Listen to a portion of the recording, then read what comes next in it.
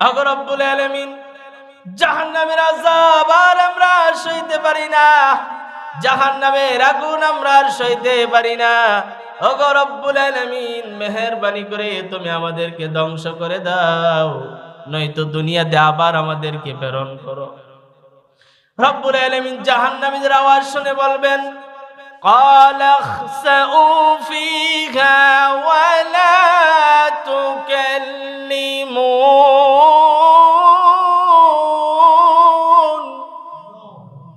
জাহান্নামীদের এই আওয়াজ শোনার পরে আল্লাহ বলবেন, তোদের কোনো কথা শোনা হবে না, সাবধান, তোরা চুপ থাক, তোদের কোনো আবদার, তোদের কোনো কথা আজকে রব শুনবেন না, তোরা যে অবস্থায় আছিস সে অবস্থায় থাক। বলুন নাউজুবিল্লাহ।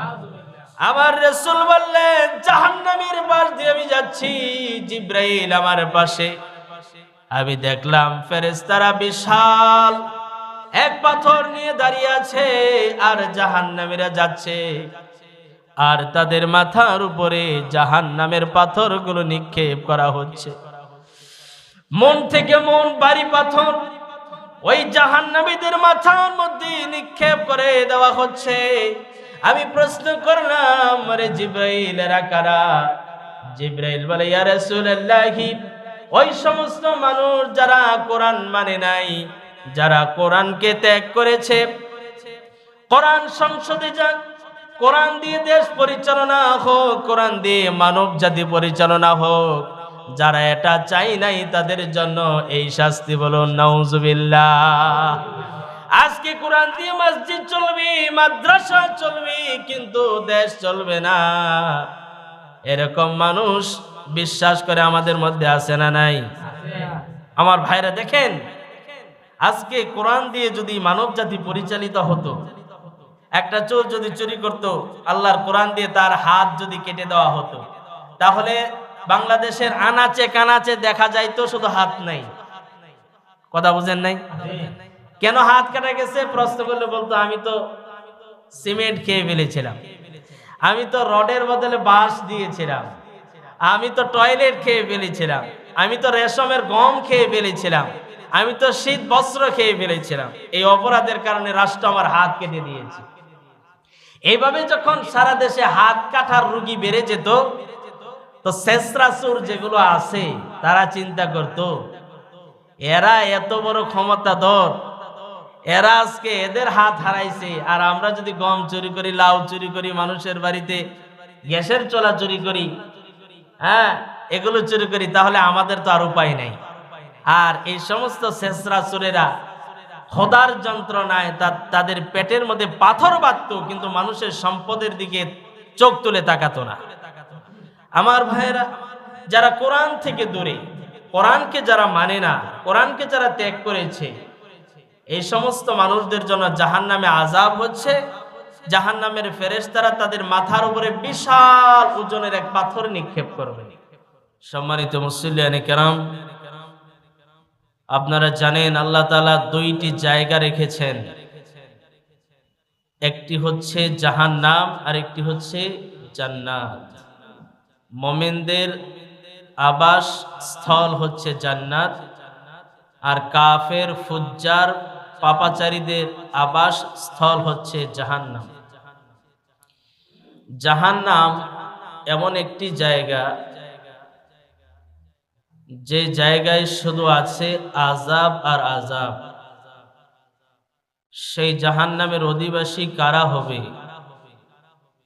রব্বুল আলামিন আমার রাসূলকে কিছু সিমটম ওয়ালা মানুষ দেখিয়েছেন যে এরা সবচেয়ে বেশি জাহান্নামী হবে, এবং এই গুণগুলো আমরা আজকে বর্ণনা করব যে কোন শ্রেণীর মানুষগুলো সবচেয়ে বেশি জাহান্নামী, হুজুর তাদেরকে কি অবস্থায় দেখেছে। তার আগে আমরা জেনে নেই জাহান্নামের অবস্থাটা কি। আসলে আজকে আমাদের মধ্যে জাহান্নামের আলোচনা নাই, জাহান্নামের চিন্তা নাই, জাহান্নামের ভাবনা নাই, যার কারণে আমাদের মধ্যে আজকে এত গুনাহ। আমাদের মধ্যে যদি জাহান্নামের চিন্তা থাকতো, আযাবের কথা আমাদের স্মরণে থাকতো, তাহলে আমাদের দ্বারা এত পরিমাণে গুনাহ হতো না। জাহান্নাম এমন একটি জায়গা, যে জায়গায় যখন আল্লাহ তাআলা জাহান্নামীদেরকে প্রবেশ করাবেন, দীর্ঘদিন যখন তারা থাকবে, তখন জাহান্নামীরা চিৎকার করে বলবে, জাহান্নামের পাহারাদার যারা আছে এদেরকে বলবে, وقال الذين في النار لخزنة جهنم ادعوا ربكم يخفف عنا يوما من العذاب জোরে বলি আল্লাহু আকবার।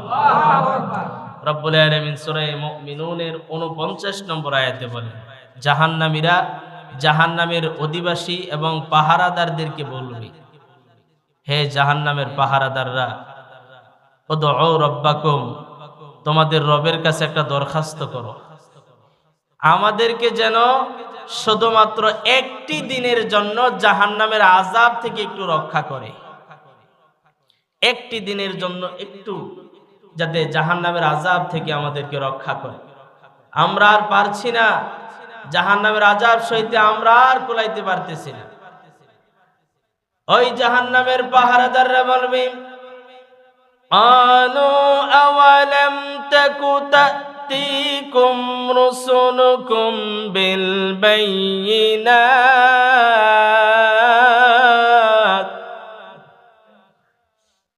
ও জাহান্নামীরা, তোমরা যে জাহান্নামী হয়েছ, তোমাদের কাছে কোনো নবী যায় নাই, কোন আল্লাহর দ্বীনের দাঈ যায় নাই, তোমাদেরকে বোঝাই নাই, জাহান্নাম সম্পর্কে তোমাদেরকে আলোচনা করে শোনাই নাই? জাহান্নামীরা কি বলবে?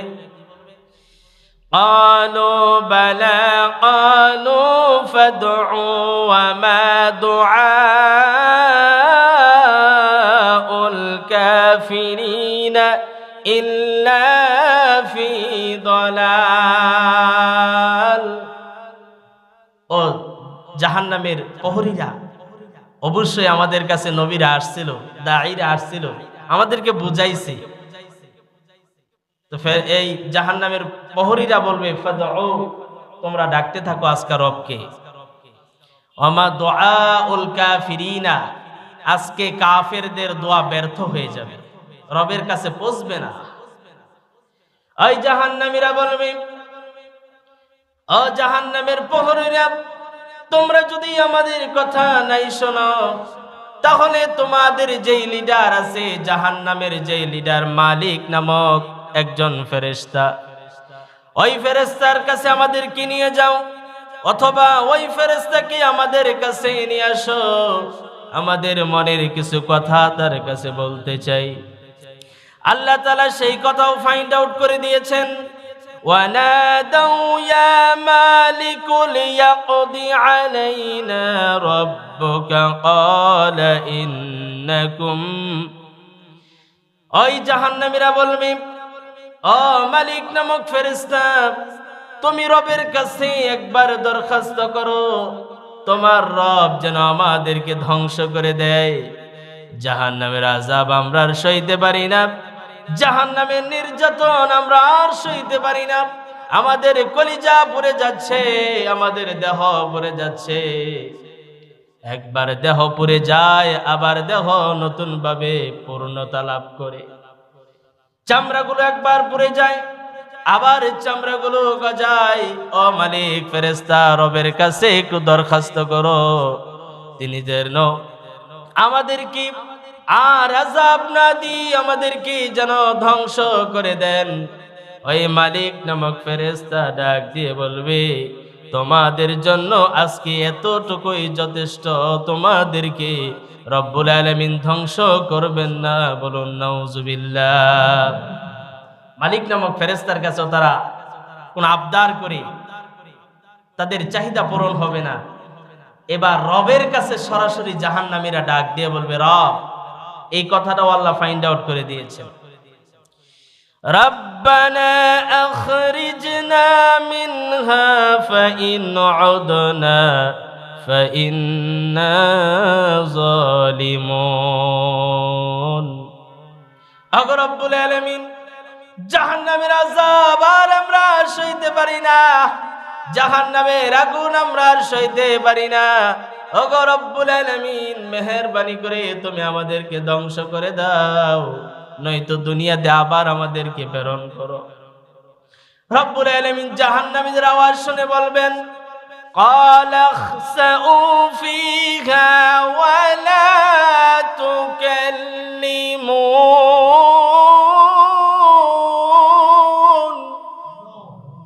জাহান্নামীদের এই আওয়াজ শোনার পরে আল্লাহ বলবেন তোদের কোনো কথা শোনা হবে না, সাবধান, তোরা চুপ থাক, তোদের কোনো আবদার, তোদের কোনো কথা আজকে রব শুনবেন না, তোরা যে অবস্থায় আছিস সে অবস্থায় থাক। বলুন নাউজুবিল্লাহ।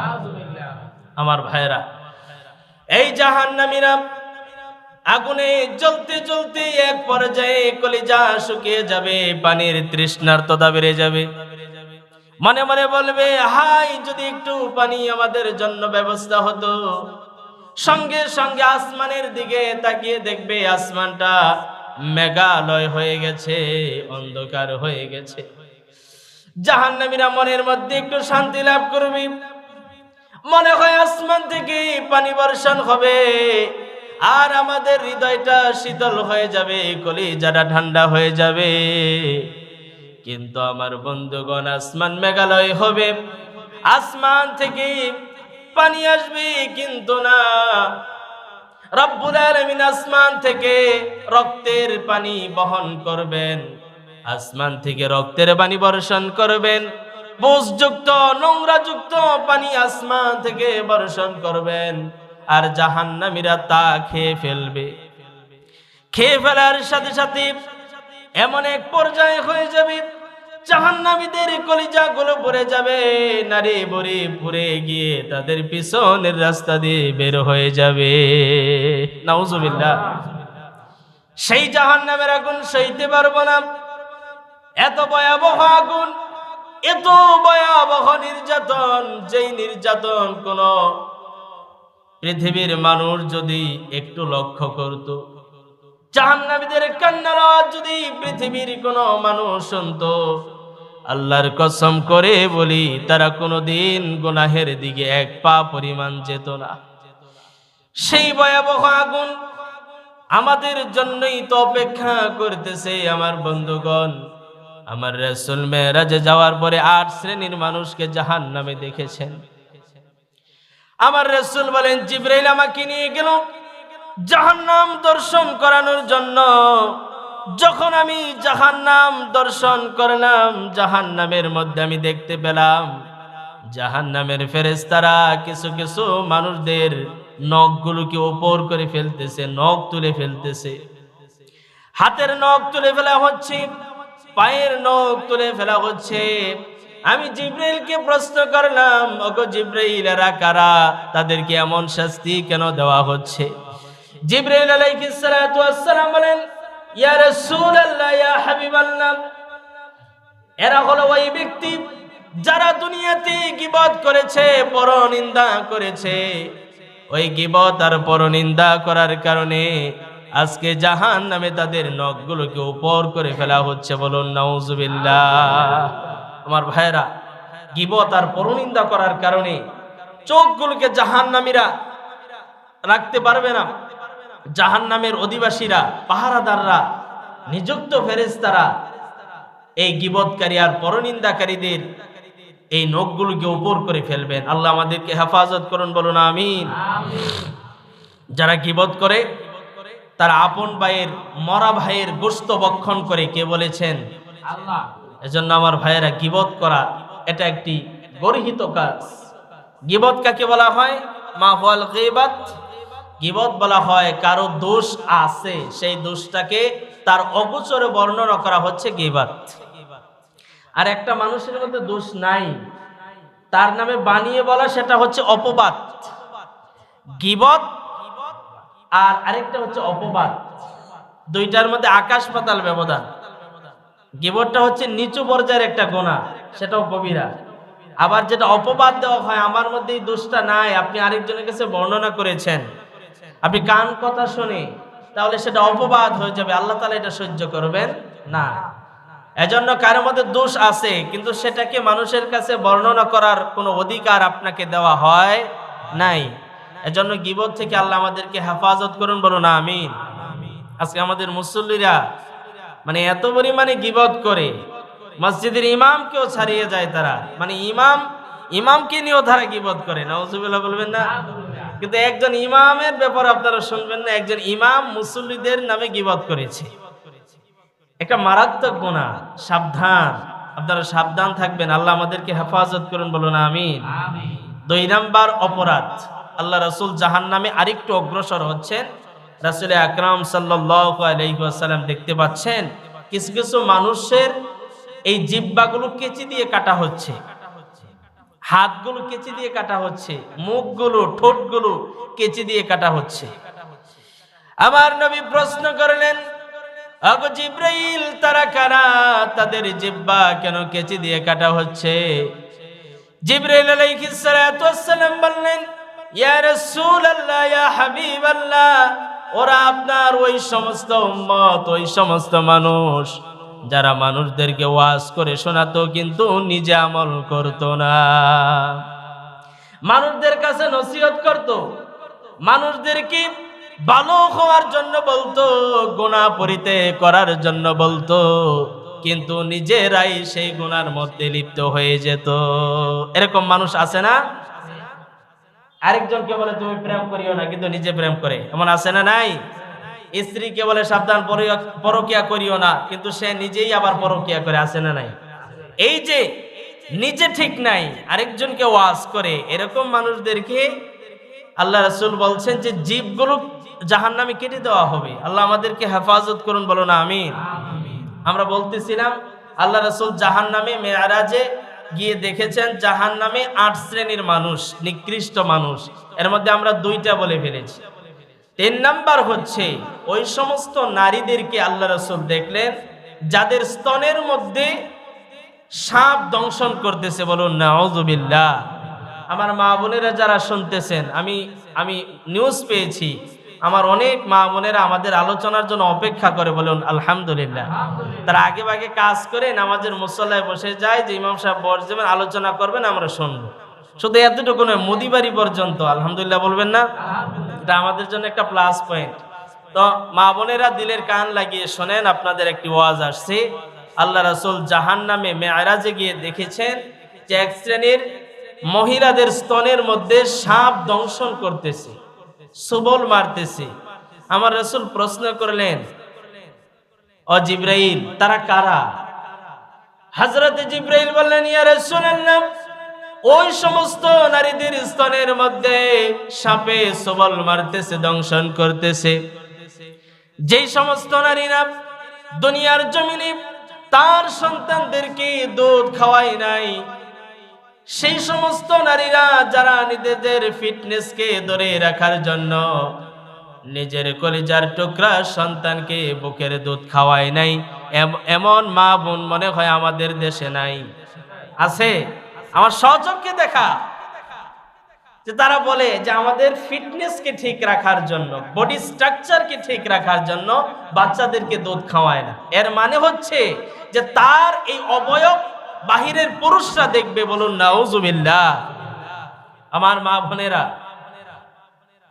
এই কথা শোনার পরেও যদি আপনারা ফিরে না আসেন, আমার মনে হয় মরণের আগে আপনার আর হেদায়েত হবে না।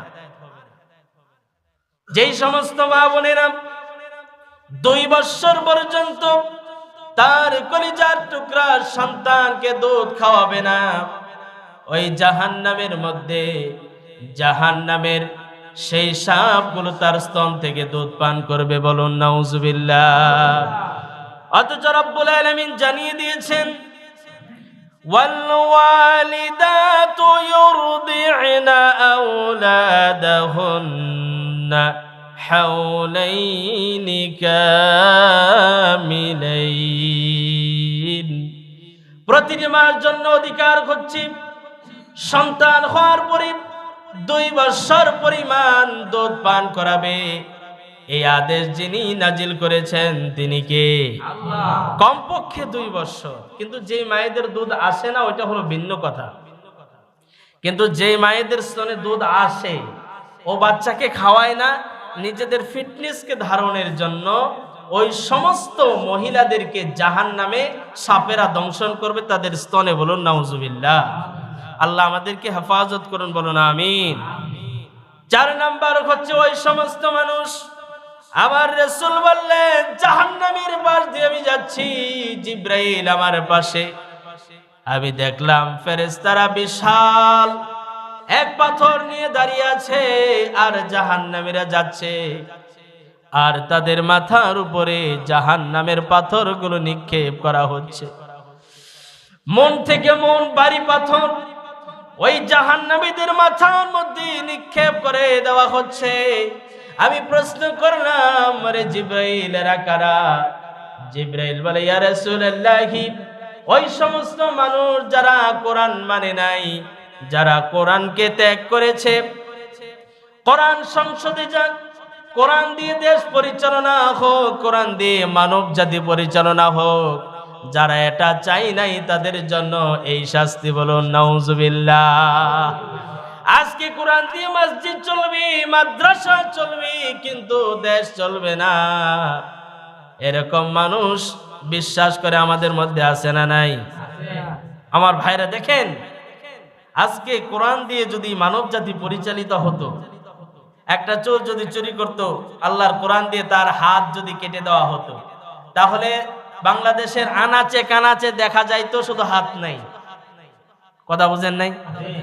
কেন হাত কাটা গেছে প্রশ্ন করলে বলতো, আমি তো সিমেন্ট খেয়ে ফেলেছিলাম, আমি তো রডের বদলে বাঁশ দিয়েছিলাম, আমি তো টয়লেট খেয়ে ফেলেছিলাম, আমি তো রেশমের গম খেয়ে ফেলেছিলাম, আমি তো শীত বস্ত্র খেয়ে ফেলেছিলাম, এই অপরাধের কারণে রাষ্ট্র আমার হাত কেটে দিয়েছে। এইভাবে যখন সারা দেশে হাত কাটার রোগী বেড়ে যেত, তো শেষরাসুর যেগুলো আছে তারা চিন্তা করত, এরা এত বড় ক্ষমতাধর, এরা আজকে এদের হাত হারাইছে, আর আমরা যদি গম চুরি করি, লাউ চুরি করি, মানুষের বাড়িতে গ্যাসের চলা চুরি করি, হ্যাঁ এগুলো চুরি করি, তাহলে আমাদের তো আর উপায় নাই।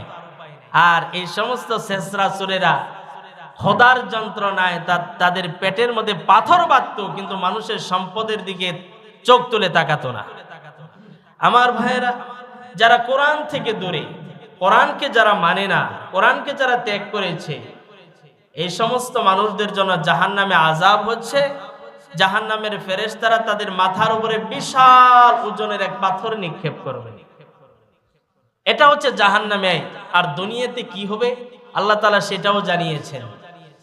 ওয়ামান আ'রাদা আন যিকরি ফাইন্না লাহু মাঈশাতান দানকা ওয়া নাহশুরুহু ইয়াওমাল কিয়ামাতি আ'মা। আল্লাহ বলেন, যারা কোরআনকে ত্যাগ করেছে, কোরআন ধরে নাই, শুনে নাই, মানে নাই, বুঝে নাই, ওই সমস্ত মানুষদের জন্য মাঈশাতান দঙ্কা, আমি আল্লাহ তাদের জীবনকে সংকীর্ণ করে দেব। এই মাঈশাতান দঙ্কার ব্যাখ্যায় মুফাসসিরিনে কেরাম বলেন, এর 1 নাম্বার ব্যাখ্যা হচ্ছে ওই সমস্ত মানুষদের দুনিয়াতে আল্লাহ তাআলা কোনো শান্তি রাখবেন না। আল্লাহ যদি কারো শান্তিকে নষ্ট করে দেয়, পৃথিবীর কেউ আছে তাকে শান্তি দিতে? কথা বলেন, আছে? وَجَعَلْنَا نَوْمَكُمْ سُبَاتًا। আল্লাহ বলেন, আমি রাত্র সৃষ্টি করছি ঘুমের জন্য। ঘুম হচ্ছে আরাম। যে সমস্ত মানুষ রাত্রিবেলায় ঘুমাইতে পারে না, 8-10টা ঘুমের বড়ি খায়, ওই সমস্ত মানুষ সুখে না দুঃখে? দুনিয়ার ওষুধ তাদেরকে সুখ দিতে পারে? টাকা দিতে পারে? সন্তান দিতে পারে? কেন? তারা আল্লাহর কোরআন থেকে দূরে। আল্লাহর কোরআন থেকে যারা দূরে থাকবে, দুনিয়াতে তাদের কোনো ঘুম হবে। কিন্তু আমার দেশের খেটে খাওয়া মানুষ সারা দিন পরিশ্রম করে কোদাল মারে, বেলচা মারে, সন্ধ্যার পরে অল্প কিছু খেয়ে যখন ঘুমিয়ে যায়, ফজরের সময় তারে ডাক দিয়ে উঠানো যায় না, ঠিক কিনা? কিন্তু আমার ভাইয়েরা যারা দেখবেন লক্ষপতি, কোটিপতি, যারা মানুষের হক মেরে খায়, কোরআন থেকে যারা দূরে, কোরআনকে যারা মানে না, ওই সমস্ত মানুষ রাত্রিবেলায় ট্যাবলেট খায় কিন্তু তাদের ঘুম হয় না। আমার ভাইয়েরা, কোরআন না মানার আরেকটি শাস্তি হচ্ছে কবরে। কবরে যখন তাকে নামানো হবে, কবরের ডান পাশের মাটি বাম পাশে চাপ দিবে, বাম পাশের মাটি ডান পাশে চাপ দিবে, সামনে থেকে চাপ, পিছন থেকে চাপ, একদিকের হাড় আরেক দিকে ঢুকে যাবে। আল্লাহ আমাদেরকে হেফাজত করুন, বলো না আমিন। আমি বলেছি জাহান্নামে আল্লাহ রাসূল 8 শ্রেণীর মানুষকে দেখেছেন, এর মধ্যে 4টি বলে ফেলেছি, 5 নাম্বার বলে আমি ইতি টানার চেষ্টা করছি, আমি জানি না সময় কতটুকু। 5 নাম্বার হচ্ছে যারা মিথ্যা প্রচার করে। মিথ্যা প্রচার আমাদের দেশে কম না বেশি? কিছুদিন আগে আপনারা দেখেছেন আল্লামা নজরুল ইসলাম কাসেমি, উনি অসুস্থ, ওনার ব্যাপারে মিথ্যা তথ্য ছড়ানো হয়েছে, উনি মারা গেছেন। তো নজরুল ইসলাম কাসেমি তারপরে সুস্থ হয়ে ওয়াজের ময়দানে আয়েশা বলতেছে যে ভাইজান আপনারা শুনছেন আমি মারা গেছি। এক ইউটিউবার আমার নামে মিথ্যা সংবাদ পৌঁছায় দিছে, ওই ইউটিউবার আমার কাছে আয়েশা বলতেছে হুজুর আপনার নামে যে মিথ্যা সংবাদ পৌঁছাইছি ওইটা আমার 25 মিলিয়ন ভিউ হয়েছে। নাউজুবিল্লাহ বলবেন না? মানে জীবিত থাকা সত্ত্বেও তিনি মৃত্যুর সংবাদ তিনি পেয়েছেন। এই যে এইভাবে আজকে AI এর যুগ, কৃত্রিম বুদ্ধিমত্তার যুগে আমরা দেখতে পাচ্ছি আমাদের চোখের সামনে শুধু মিথ্যা নিউজ, আর আমরা সেগুলো শেয়ার করে দিই। বোকা জানেও না এগুলো যে বানানো, এগুলো যে মিথ্যা। এজন্য ফেসবুক শেয়ারের ক্ষেত্রে সর্বোচ্চ সতর্কতা অবলম্বন করতে হবে, কেননা আপনার একটি শেয়ার মানুষের কাছে তথ্যগুলো পৌঁছে যায়। আপনার একটি শেয়ার এমনও হতে পারে যে আপনি রাষ্ট্রের চোখে পড়ে যেতে পারেন। এমন একটা কিছু আপনি তুচ্ছ মনে করে শেয়ার করেছেন, কিন্তু রাষ্ট্রের চোখে যদি আপনি এটা তারা দেখে ফেলে, সেটা আপনার জন্য বিপদের একটি কারণ হতে পারে। এজন্য যা তা কিন্তু শেয়ার করা উচিত নয়। আর সবচেয়ে বড় কথা হচ্ছে নিউজগুলোকে যাচাই এবং বাছাই করতে হবে। কোন অথেন্টিক সোর্স থেকে নিউজ এসেছে কিনা সেগুলো যাচাই বাছাই করা দরকার আছে না? এজন্য যাচাই বাছাই ছাড়া কারো মৃত্যুর সংবাদ, কারো আহত হওয়ার সংবাদ এগুলো প্রচার করবেন না। আল্লাহ আমাদেরকে হেফাজত করুন, বলুন আমিন। আমার রাসূল বলেছেন কাফা বিল মারই কাযিবান আইয়ুহাদ্দিসা বিকুল্লি মা সামিআ। ওই ব্যক্তি মিথ্যাবাদী হওয়ার জন্য এতটুকুই যথেষ্ট, সে যা শুনে তাই প্রচার করে, যা শুনে তাই প্রচার করে। আজকে চা স্টলের মধ্যে তো এগুলোই পাওয়া যায়। একজন মারা যায় নাই, তার নামে বলা হচ্ছে মারা গেছে। একজন এটা করে নাই, তার নামে বলা হচ্ছে আরে তুমি জানো আমি জানি, ফেসবুকে দেখছি। Rahul Facebook, Rahul YouTube. এখন আমাদের ফেসবুক আর ইউটিউব সবচেয়ে বড় এই নিউজের সোর্স হয়ে গেছে। তবে যেটাই করেন সর্বোচ্চ সতর্কতার সহিত যাচাই বাছাই করে অথেন্টিক নিউজগুলো জাতির সামনে উপস্থাপন করবেন। আল্লাহ তাআলা আমাদেরকে তৌফিক দান করুন, বলুন আমিন। 6 নাম্বার হচ্ছে আল্লাহ রাসূল জাহান্নামে দেখলেন যে কিছু মানুষকে অলঙ্গ করে তাদের গোপনাঙ্গের মধ্যে আঘাত করা হচ্ছে। আল্লাহ রাসূল প্রশ্ন করলেন জিবরাইল তারা কারা? জিবরাইল বলেছেন হুজুর এরা হচ্ছে ওই সমস্ত মানুষ যারা জেনা ব্যভিচার করেছে। বলুন নাউজুবিল্লাহ। দুনিয়াতে যারা জেনা ব্যভিচার করেছে ওই সমস্ত মানুষদেরকে জাহান্নামে অলঙ্গ করে তাদেরকে পিটানো হবে। আল্লাহ আমাদেরকে হেফাজত করুন, বলুন আমিন। 7 নাম্বার হচ্ছে আল্লাহর নবী বলেন জাহান্নামের পাশ দিয়ে আমি যাচ্ছি, হঠাৎ করে দেখলাম রক্তের এক নদী, সেই নদীর মধ্যে কিছু মানুষ সাঁতার কাটতেছে। আমি জিজ্ঞেস করলাম ওগো জিবরাইল তারা কারা? জিবরাইল বললেন ইয়া রাসূলুল্লাহ তারা ওই সমস্ত মানুষ যারা দুনিয়াতে সুদ খেয়েছে। নাউজুবিল্লাহ বলবে না? নাউজুবিল্লাহ বলেন, কারণ এরকম মানুষ তো আমাদের দেশে নাই। দেশে থাকলে আমাদের এলাকাতে নাই, আছে। আমরা তো মনে করি শুধু সুদ খাইলে সমস্যা, কিন্তু সুদ খাইলে, সুদ দিলে, আবার সুদ একজন আরেকজনকে দিচ্ছে, আপনি সাক্ষী ছিলেন, সাক্ষী ছাড়া কিন্তু সুদ হয় না। হয় কি? এই যে সাক্ষ্যদাতা, ওইটাকেও যিনি বিচারের কাঠগড়ায় দাঁড় করাবেন তিনি কে? আল্লাহ। আপনার মেয়ের জন্য সুদ নিয়ে দিয়েছেন, আপনি এটা বুঝেন নাই? মেয়ের টাকা দরকার 2 লক্ষ, আরেকজনের কাছ থেকে নিয়ে দিয়েছেন। এই যে আপনি মাধ্যম, এই মাধ্যমকেও জাহান্নামে এই রক্তের সাগরে জাহান্নামীরা তাদেরকে কাতরাবে এবং সেখানে তাদেরকে পাথর নিক্ষেপ করা হবে। আল্লাহ আমাদেরকে হেফাজত করুন, বলুন আমিন। 8 নাম্বার হচ্ছে লাস্ট যেই বদকারদেরকে আল্লাহ রাসূল জাহান্নামে দেখেছেন, আল্লাহ রাসূল বললেন যারা হারাম খাবার খেয়েছে, যারা ইয়েতিমদের মালকে ভক্ষণ করেছে, ওই সমস্ত মানুষদেরকে জাহান্নামের আগুন গলে খাওয়ানো হবে, বলুন নাউজুবিল্লাহ। রাব্বুল আলামিন বলেন ইন্নাল্লাযীনা ইয়াকুলুনা আমওয়ালাল ইয়াতামা যুলমা, কোন মানুষ যদি ইয়েতিমের মাল ভক্ষণ করে, আসলে সে ইয়েতিমের মাল ভক্ষণ করে নাই, সে জাহান্নামের আগুনগুলোকে ভক্ষণ করেছে, বলুন নাউজুবিল্লাহ। ইন্নামা ইয়াকুলুনা ফি বুতুনিহিম নারা, সে মূলত জাহান্নামের আগুনগুলো ভক্ষণ করেছে।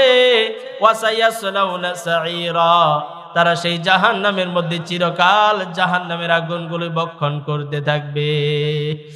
এজন্য আমার ভাইরা, ইয়েতিমের মালের দিকে চোখ দেওয়া যাবে না, কারণ ইয়েতিম হলো এমন ইয়েতিম যে তার ছোট্ট অবস্থায় মাকে হারায়, বাবাকে হারায়। একমাত্র আপনি চাচা তার অভিভাবক, অথবা আপনি দাদা তার অভিভাবক। তার সম্পদগুলোকে যদি বুঝিয়ে না দেন, কাল কিয়ামতের ময়দানে যখন আপনাকে জাহান্নামে পাঠানো হবে, তখন একা দ্বারা 24 ঘন্টা জাহান্নামের আগুনগুলো আপনাকে যিনি ভক্ষণ করাবেন তিনি কে? আল্লাহ। আমার ভাইরা, এজন্য ইয়েতিমের প্রতি নেই বিচার করবেন, ইয়েতিমের প্রতি সুবিচার করবেন, আপনাকে যিনি সম্মানিত করবেন তিনি কে? এজন্য আমার নবী বলেন ইয়েতিম পাইলে তাদের মাথায় হাত দাও। আমার রাসূল যখন ইয়েতিম পেতেন তার মাথার মধ্যে হাত দিতেন আর দোয়া করে দিতেন, আর বলতেন মেরে ইয়েতিম, তুমি ইয়েতিম, আমি রাসূলুল্লাহ ইয়েতিম। সুবহানাল্লাহ। তোমারও মা নাই, আমিও মা হারিয়েছি, আমিও বাবা হারিয়েছি। আমার রাসূলকে আল্লাহ কেন ইয়েতিম বানিয়েছেন? ফাআম্মাল ইয়াতীমা ফালা তাকহার ওয়া আম্মাস সাইলা ফালা তানহার। হুজুর, আপনাকে এর জন্যই আমি আল্লাহ ইয়েতিম বানিয়েছি, যাতে ইয়েতিমের মনের কথা, ইয়েতিমের মনের বেদনা আপনি রাসূলুল্লাহ বুঝতে পারেন। আজকে যারা মা হারিয়েছেন, বাবা হারিয়েছেন, ইয়েতিম হয়ে বসে আছে, আপনাদের মনের মধ্যে একটু দাগ এঁকে গেছে, মনের মধ্যে একটু ধাক্কা লেগে গেছে, তাহলে আমি তো মা হারিয়েছি, বাবা হারিয়েছি। আমার ভাইয়েরা, আজকে বর্মী অঞ্চলের সাতখামার অঞ্চলের একটা নিউজ ভাইরাল হয়ে গেছে, আর চোখের পানিগুলো ফেলেছি। একটা সন্তান তার মায়ের জন্য এত কোরবানি করেছে, এত ত্যাগ করেছে, আপনারা দেখেছেন অথবা নাও দেখেছেন আমি জানি না। ওই সন্তান মায়ের জন্য এত ত্যাগ করেছে, তার মা 2টা পা হারিয়েছে ইনফেকশনের কারণে। তার মার যখনই অসুস্থতা দেখা দিল, তার বাবা তাকে ফেলে রেখে চলে গেল। তার 3টা সন্তান ছিল ওই মায়ের। 3 সন্তানের মধ্যে 2 সন্তান মায়ের কোনো খোঁজ খবর নেয় না, কিন্তু ছোট্ট সন্তানটা মাকে ফেলে রেখে যায় নাই, মায়ের সেবা করে, মায়ের যত্ন করে। এই জন্য ছেলেটার বিবিটা পর্যন্ত চলে গেছে, ছেলেটার সন্তান সন্ততি সব চলে গেছে। সেই ছেলেটা তার মাকে একটা মুহূর্তের জন্য ফেলে রেখে যায় নাই। ওই কলিজার টুকরা সন্তানটা নিউজের মধ্যে চোখের পানি ফেলে দিয়ে কাঁদতেছে আর বলতেছে, ও সাংবাদিকেরা শোনেন, আমি যতদিন বেঁচে থাকবো ততদিন আমার মায়ের খেদমত করে যাব। পৃথিবীর সব যদি আমার থেকে বিচ্ছিন্ন হয়ে যায়, আমার মা আমার থেকে কখনো বিচ্ছিন্ন হতে দেব না। ওই মা বলতেছি, আমার কলিজার টুকরা সন্তান আমার জন্য এত কষ্ট করে, যখন আমার গোসলের প্রয়োজন আমাকে গোসল করিয়ে দেয়, যখন খাবারের প্রয়োজন খাবার মুখে তুলে দেয়, কাপড়ের প্রয়োজন কাপড় এনে দেয়, যখন ঔষধের প্রয়োজন ঔষধ এনে দেয়। তার বিবি তাকে রেখে চলে গেছে, কিন্তু আমার কলিজার টুকরা সন্তান আমাকে একটি মুহূর্তের জন্য ফেলে রেখে যায় নাই। আমার তো মনে পড়ে গেছে ওই জামানার ওই এক আল্লাহর ওলির ঘটনা, যে তার মায়ের সেবা করে দুনিয়াতে জান্নাতের সুসংবাদ পেয়েছে। যদি নিউজটা সত্য হয়ে থাকে, ওই ছেলেটা দুনিয়াতেই জান্নাতের সুসংবাদ আমার মনে হয় পেয়ে গেছে। এরকম সন্তান তো আমি নিজেই হতে পারলাম না। আমি তো মনকে প্রশ্ন করি, আমার মায়ের জন্য তো আমি এতটুকু করতে পারলাম না, আমি তো এতটুকু করতে পারি না, এত ত্যাগ আমি তো স্বীকার করতে পারি না। আজকে সাতখামার অঞ্চলে যেই যুবক ত্যাগ স্বীকার করেছে, এরকম ত্যাগ স্বীকার আমাদের আব্বা আম্মার জন্য করা আমাদের দরকার আছে না? যারা আমরা করতে পারি নাই, আমাদের মনের মধ্যে একটা ধাক্কা লাগছে, আহারে মা তো চলে গেছে, কিভাবে করব। আল্লাহ তুমি আমাদের মাদের কবর জান্নাতের টুকরা বানিয়ে দাও, বলুন আমিন। যে পর্যন্ত আলোচনা করলাম সামারি আরেকবার বলে দিচ্ছি। জাহান্নামে আল্লাহ রাসূল 8 শ্রেণীর মানুষকে দেখেছেন। এর মধ্যে এক শ্রেণী হলো গীবতকারী, যারা পরনিন্দা করে, মানুষের দোষ চর্চা করে। 2 নাম্বার হচ্ছে যারা অপরকে ওয়াজ করে কিন্তু নিজে আমল করে না। 3 নাম্বার হচ্ছে যে সমস্ত নারীরা নিজেদের স্তনের দুধ বাচ্চাদেরকে খাওয়ায় না নিজেদের ফিটনেস ঠিক রাখার জন্য।